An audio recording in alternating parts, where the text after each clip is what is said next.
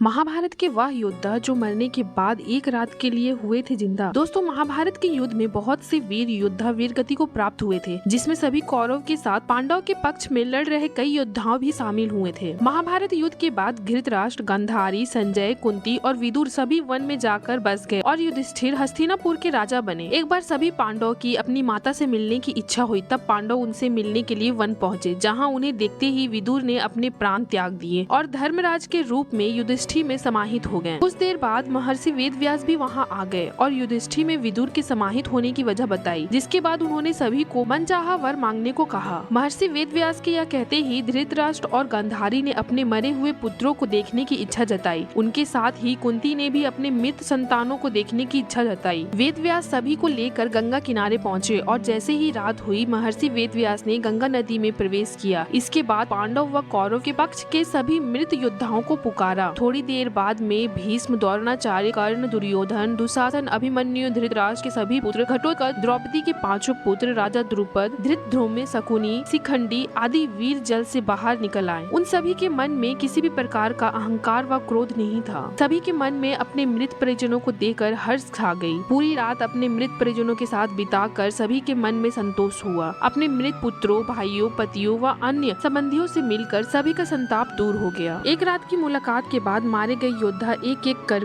गंगा जल में डुबकी लगाकर गायब होने लगे। यह देख महर्षि व्यास ने विधवा स्त्रियों को कहा कि जो स्त्रियां पति के साथ उनके लोग जाना चाहती है, वे गंगा जल में ही जीवन त्याग सकती है। इतना कहते ही सभी विधवा स्त्री गंगा जल में डुबकी लगाकर अपने जीवन त्याग दी और पति लोग को चले गई।